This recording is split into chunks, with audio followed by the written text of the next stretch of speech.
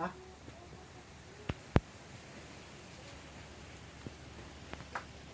Haluin mo.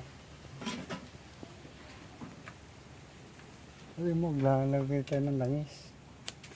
Panghilot. Ganito magawa ng langis na panghilot. Gata ng nyog. Ito. Papakuluin hanggang lumabas yung mantika niya.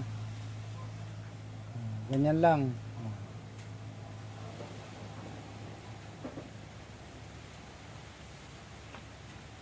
Ang gagamitin ko panghilot. Kasi may mga customer ako rito mga nagpapahilot.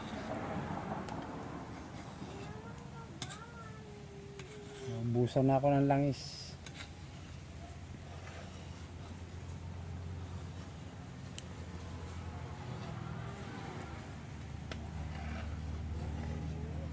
Pakulo lang yan. Mamaya langis na.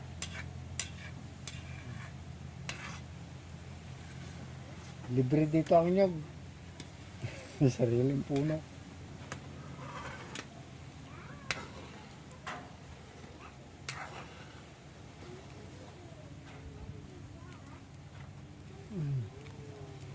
Kahoy.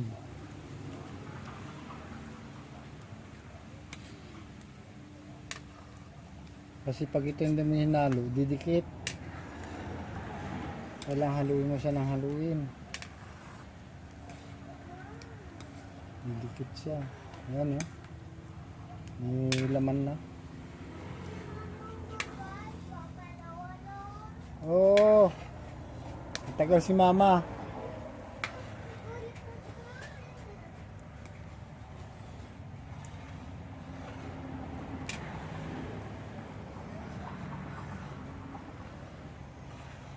Mamaya yan, mantika na yan mamaya.